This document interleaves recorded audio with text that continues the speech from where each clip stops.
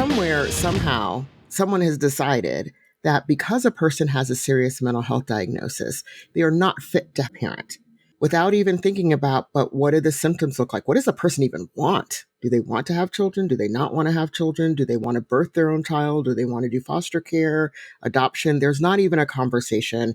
There's just this stigmatizing assumption. That's the only way I know how to put it. Providers, sometimes even family members, even the person themselves might act on that belief that, oh, I'm not supposed to have children. I'm not well enough to have children. I take medication, therefore I can't have children, without having a discussion. You're listening to Inside Bipolar, a Healthline Media podcast, where we tackle bipolar disorder using real-world examples and the latest research. Welcome to the show, everyone. This is your host, Gabe Howard, and I live with bipolar disorder. I'm also not here today.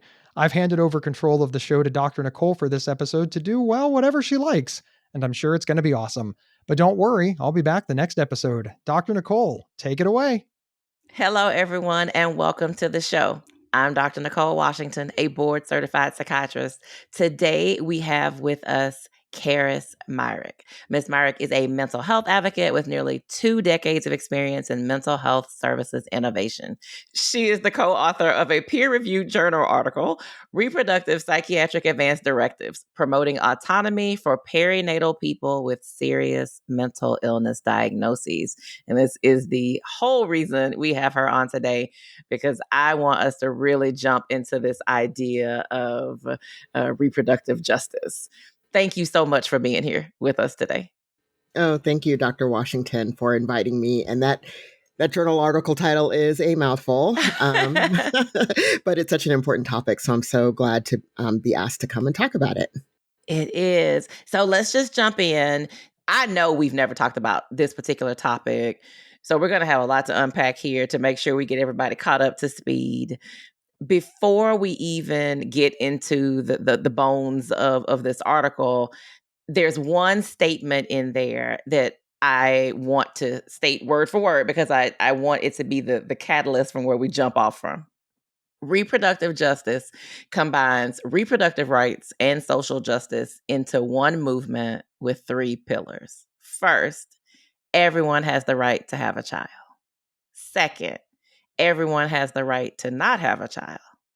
And third, everyone has the right to raise a child in a safe, healthy environment.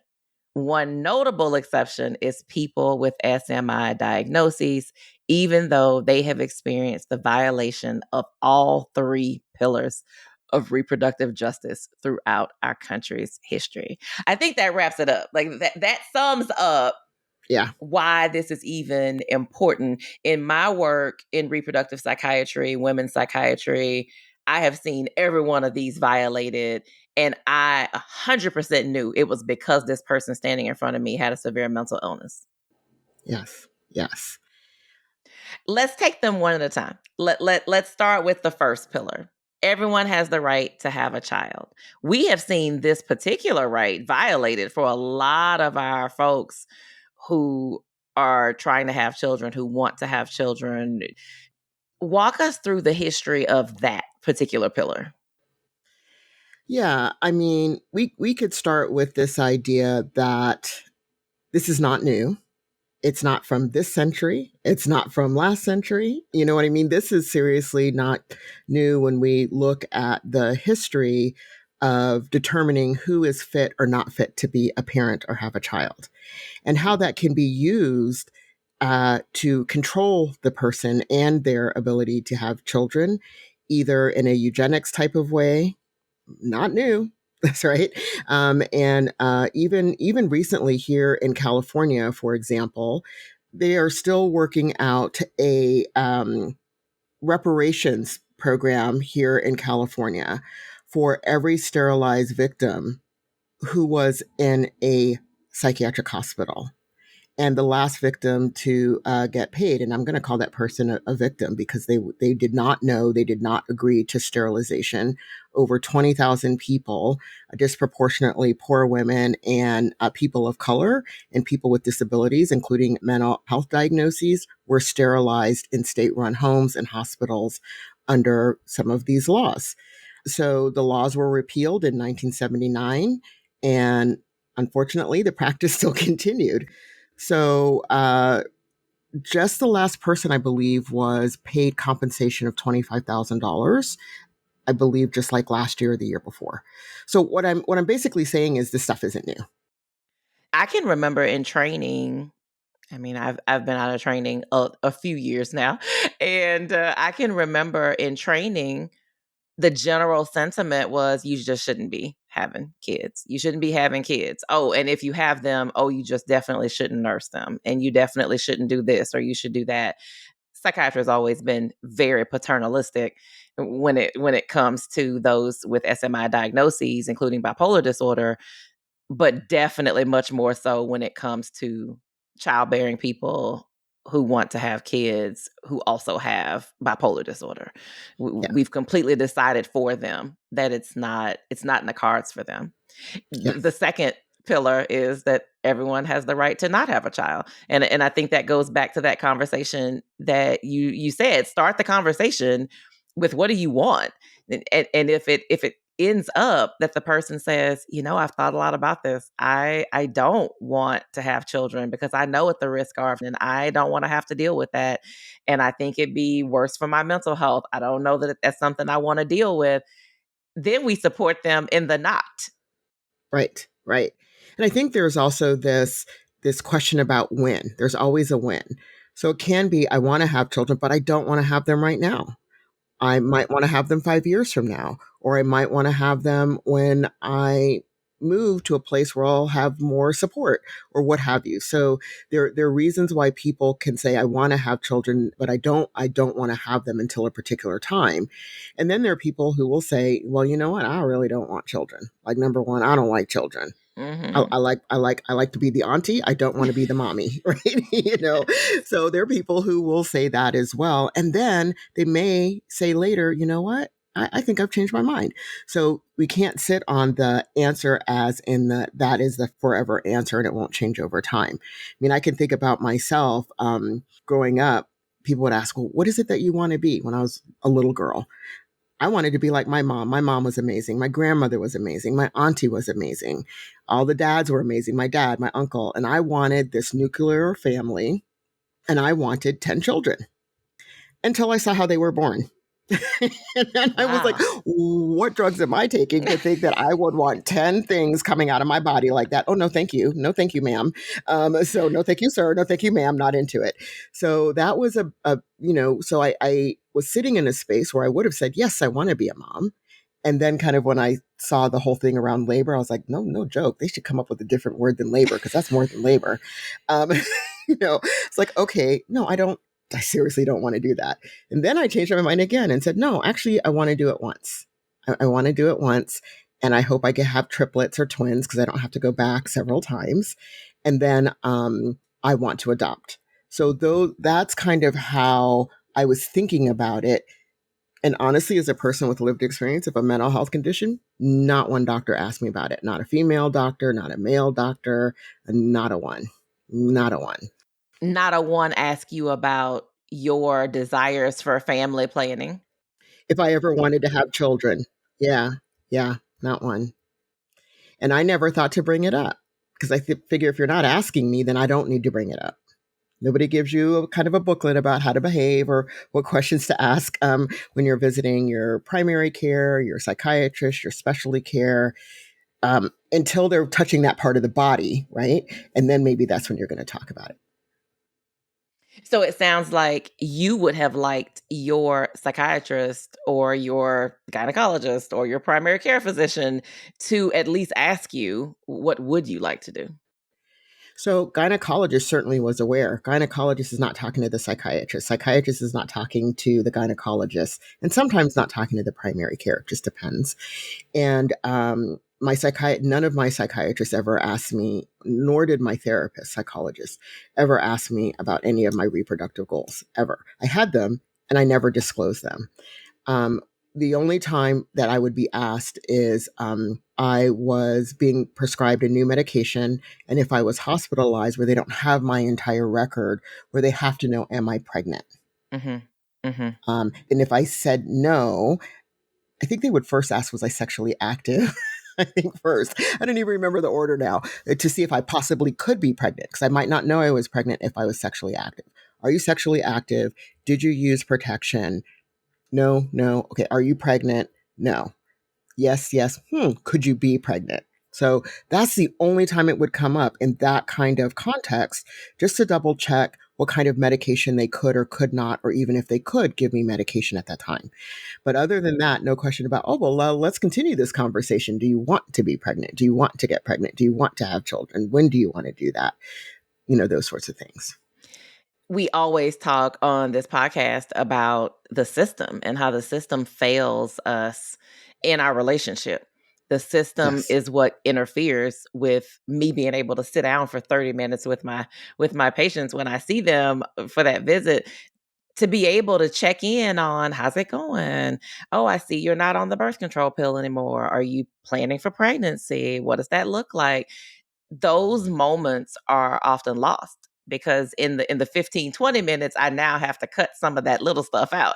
I have to choose what's the most important thing for me to ask you in the time I have in front of you, and it leaves out so many of those quality of life things that are very important to your overall treatment plan. It leaves out the little things like your reproductive thoughts that can create big problems related to your diagnosis later, but often we end up not having the time or the space to be able to even deal with those until they're there.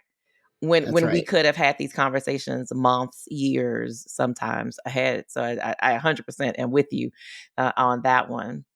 The third pillar talks about the right to raise a child in a safe, healthy environment. And that is a whole... Yeah. That's a whole thing, right? So I think that brings into mind a couple of things. One is, if I'm not able to take care of my children, let's say because I've been hospitalized, I want to be able to predetermine and have it honored where I would like that child to be and raised. So that's part of it. The other part is, sometimes systems can force people to live in a particular place, and that place might not be a safe and healthy place for a child. Now, I'm loath to say it because I don't know what's going to happen, but under ADA, American with Disabilities Act, there's the Olmstead Act, which says that people have the right to choose where they would like to live. So that's part of it too, is I want to choose some place rather than you imposing where I should live, because I either have a child, I'm soon to have a child, want to have a child, and I want that child to be in a safe and healthy environment. And I, hesitant to say, because we never know. Laws change, things change quickly. We have no clue what Yeah. will be a reality today may not be, come the next day. When we talk about advance directives in psychiatry, definitely not a new concept. It's something that has been around for a while. Some states are more active in their use of it than others. In some states, it's hardly ever used, hardly ever talked about, just never bring it up. I live in Oklahoma, and we had a push for a while of, okay, let's try to get psychiatric advance directives for all of our folks. Like, let's try to get those in place. I definitely can see the value in them as a psychiatrist. When I was doing assertive community treatment or on an ACT team, so important for me to know that information.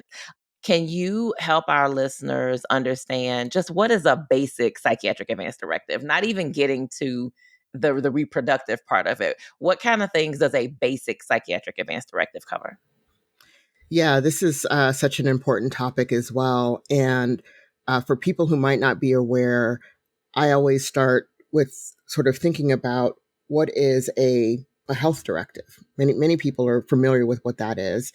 They're familiar with things like health proxies, things like that, because that happens generally for everybody outside of the psychiatric system. And you may have helped a parent with one, or you may have been the proxy for someone. So that term might be kind of familiar. So advance directives already exist in healthcare, and psychiatric advance directives are particularly for people with mental health conditions. It is a legal document that a person's preferences can be written down for future mental health treatment, and it allows also for a mental health proxy, and that proxy can interpret the person's preferences. And this is used when a person is in crisis, when they might not be able to speak for themselves. So it gives the person an opportunity to write down their preferences and have those preferences honored because it is a legal document. And we know that helps people engage in treatment. So being able to think through these things, write these things down before a crisis helps when you're in a crisis to make sure those things are honored. One of my life mottos is stay ready so you don't have to get ready. And to me, the Psychiatric Advance Directive is the ultimate stay ready so you don't have to get ready. Because when you think about it, if you go to the hospital for anything, you go for your random primary care annual visit, you go get a mammogram, you go get an x-ray, you go get lab done. One of the first questions they're asking you is, do you have Yes. an advance directive? Do you have those things? Do you have them at home? Are they on file with the hospital? Like, they ask you that every time. The Psychiatric Advance Directive, I mean, you can ask it at admission. I don't think the question gets asked, but you can ask it at admission. But if the person is not in a place to be able to give you that information, it's pointless.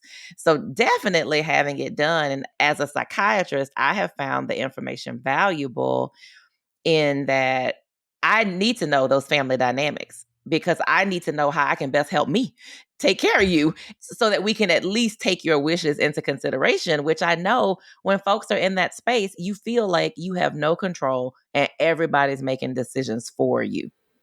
Right. The goal of all of this is to increase autonomy as much as possible and self-determination and choice. It's really the goal of a psychiatric advance directive, to do those things in advance when you're well enough to know about those preferences, to have those conversations with your supporters, your family, your psychiatrist, your therapist, so they're aware as well, and they're helping you even think through some of the things you might want to put in that advance directive. And I think all of those kind of conversations really also help facilitate therapeutic alliance, or the relationship that you have with the Yes. psychiatrist. So now when we talk about adding this reproductive justice lens to the Psychiatric Advance Directive, what changes? What kinds of things are going on here that we don't typically see on the general Psychiatric Advance Directive? Yeah, so our reproductive psychiatric advance directive is the same thing. It's a legal well, it's not legal yet. I mean, it's legal if it's in a pad. Let's just put it that way. And the state has the right to do the psychiatric advance directives, I guess. It's a way to say it. But a psychiatric advance directive, it's a written document that provides individuals with the opportunity to articulate preferences regarding reproductive choices and psychiatric treatment in advance. And it's to be applied during obstetric emergencies and psychiatric crises when patients don't have capacity. Give me some examples of some things that would be on a reproductive psychiatric advance directive. Yeah, so you might have some things in there around family planning, pregnancy continuation versus termination, perinatal mental health care, labor and delivery options, custody options. Could have things in there around medications. Well, that would lead into, if you have family planning in there, I want to have children and this is when I want to have them. It will help the treatment team, when you're not able to speak for yourself, think about what medications they might prescribe or not prescribe and use during that time to do their best to honor your goal of wanting to have children at some point. You could be in another kind of emergency situation where you're not able to speak for yourself and you may be pregnant, and you've already now documented when you would want to try to have pregnancy continuation or termination, for example.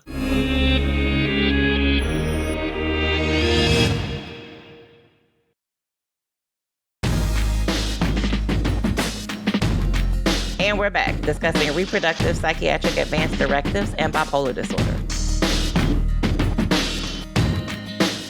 So people who would be opposed to this, right? The naysayers, the people who say, I'm not buying this whole psychiatric advance directive, reproductive psychiatric advance directive. I'm not here for it. And I do hear a lot of those opinions. I hear a lot of those thoughts.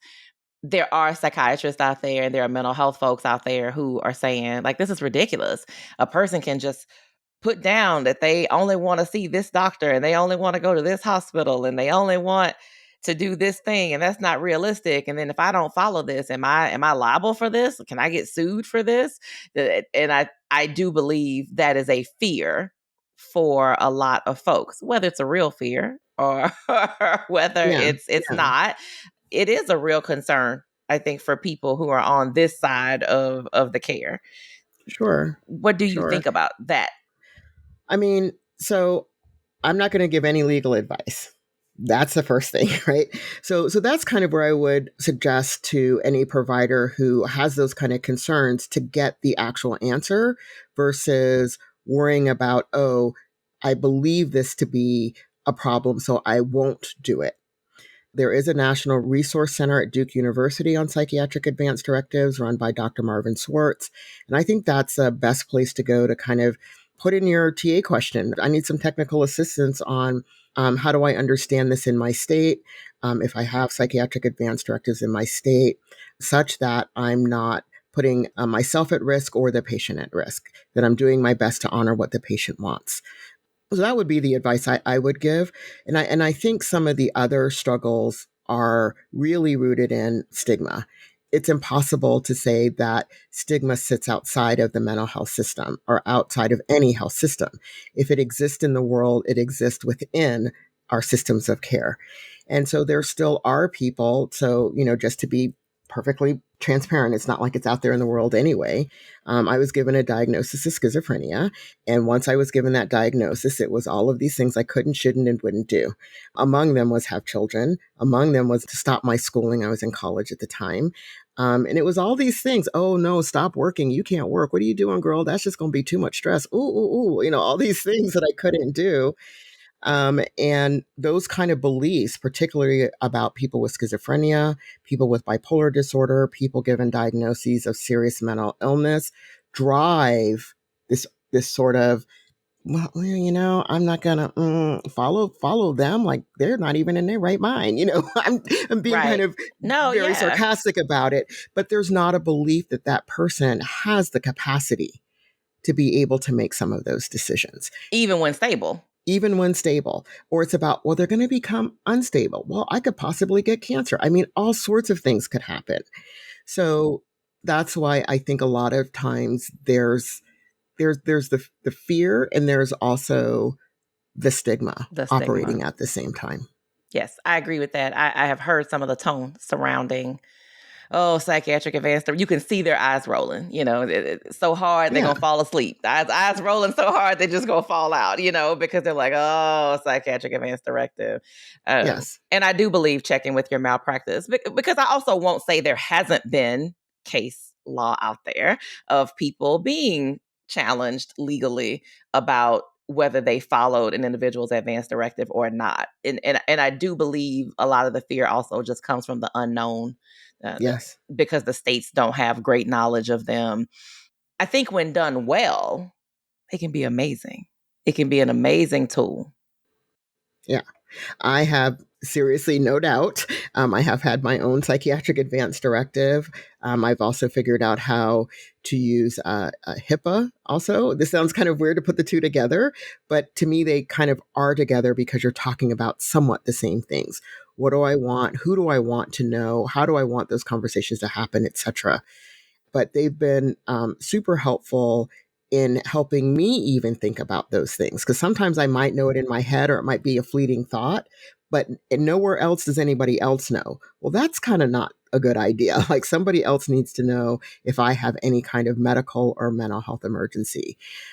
So when I first started talking about wanting to have children, it was when a medication was prescribed.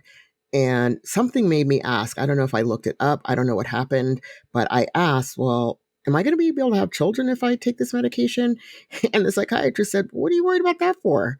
I was like, well, at that time, I want to have 10 children. I did not say that because I'm sure that would have raised a lot of eyebrows. Yes, I'm sure he would have thought, oh my gosh, her psychosis isn't under control. She wants 10 children. She has lost her mind already again. But I said, no, I one of my goals is to be a mom. And basically they said, well, you shouldn't even be worrying about that.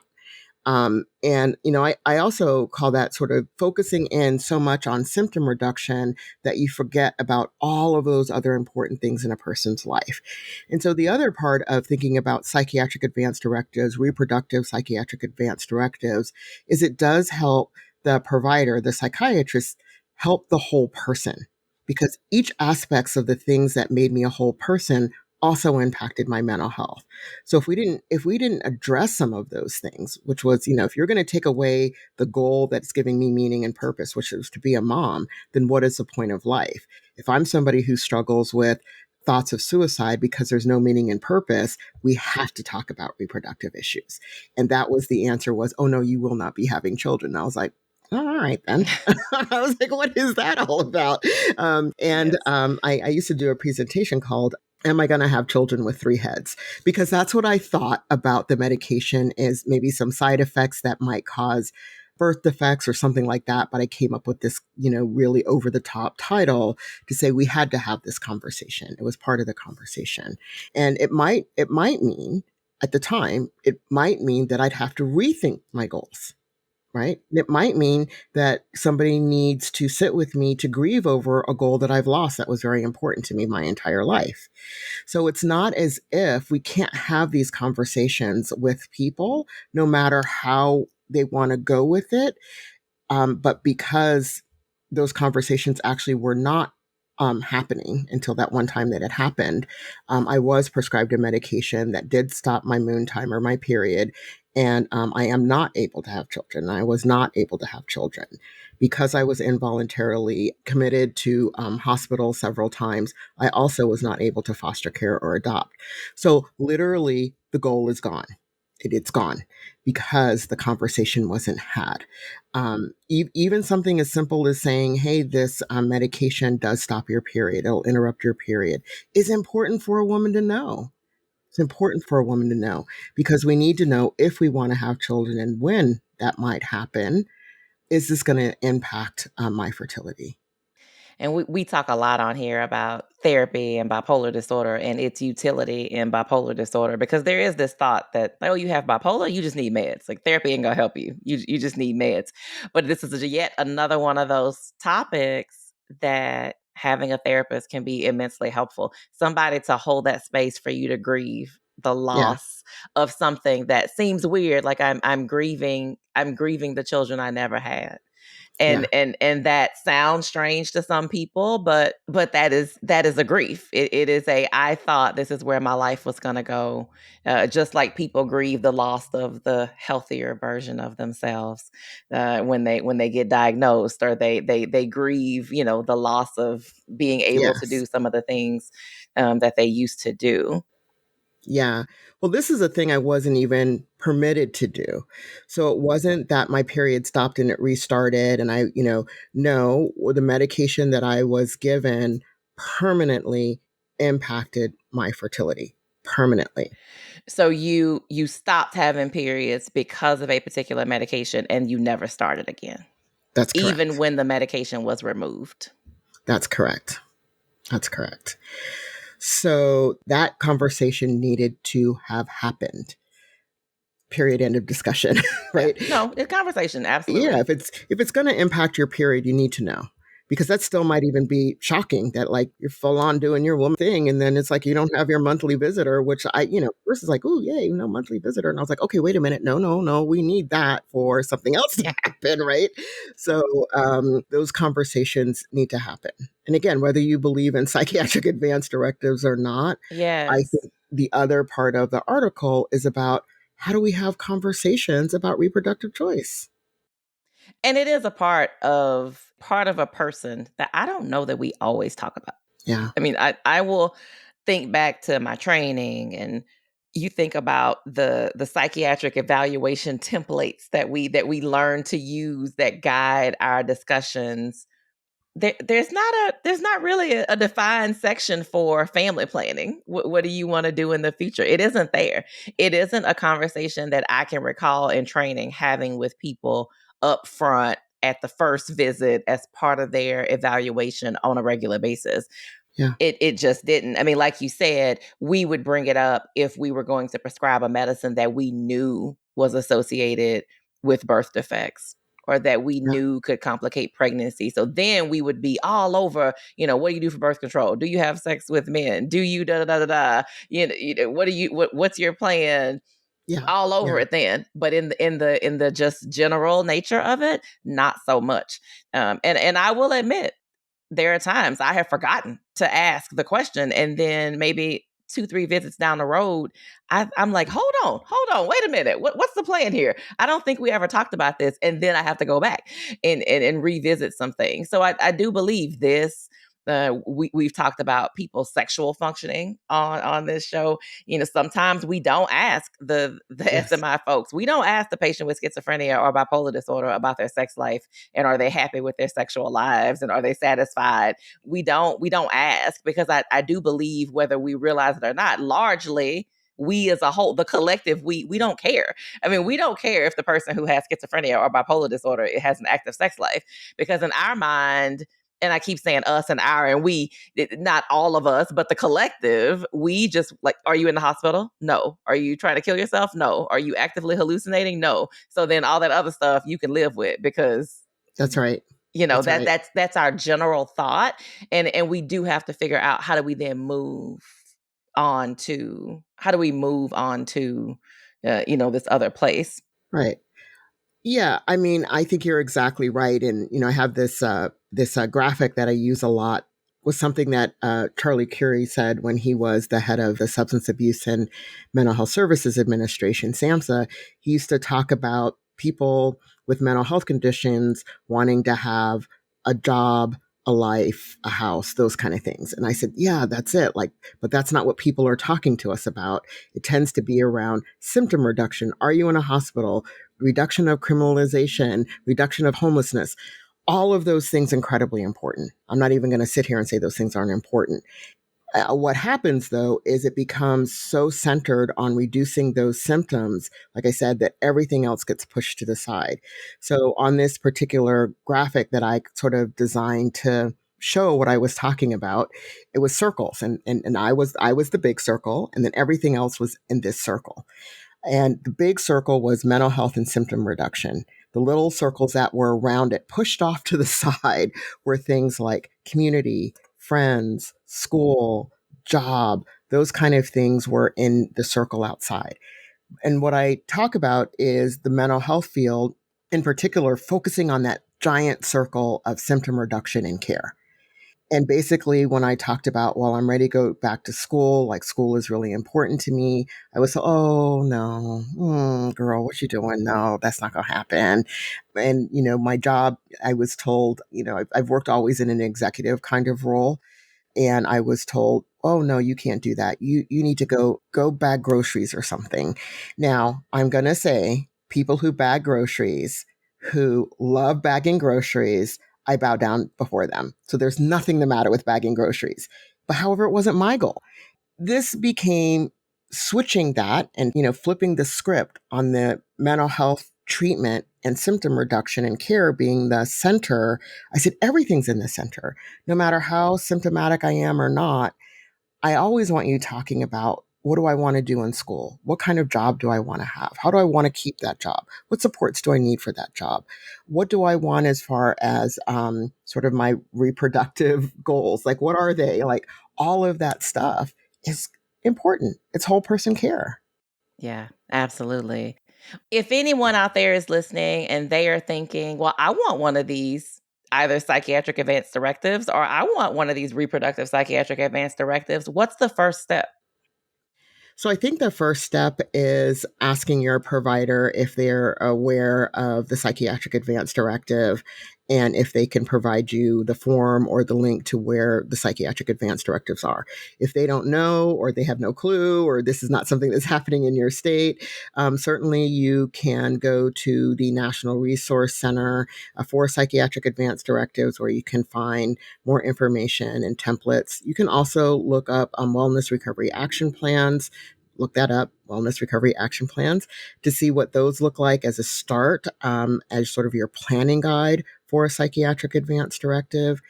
You can also think about these questions for yourself if it's for yourself or as a provider who might be asking someone else. They're called path questions. So this gets you kind of down the road of what do I want to write about or what do I want people to know about, which is, do you think you might want to have or have more children at some point? Timing. When do you think that might be and how? How important is that to you to prevent pregnancy and until what time? So even if you start with those path questions, that starts you thinking about writing down and documenting and having conversation with your providers or your providers with you about reproductive goals and reproductive goal planning. So, and to listeners and family members out there, find supportive people to help you complete these documents. Absolutely making sure you go over those things and bringing it up to your Dr. Nicole. Bring it up to him and say, hey, look, this is what I came up with. What do you think about this? Yes. Getting everyone's opinion. This was an amazing conversation, Keris. Thank you so much for being here today. Where can folks find you online to learn more about you? So first of all, thanks for asking me. It's been a pleasure having this conversation. It's so important. So first place they can find me is on LinkedIn. That's where I hang out.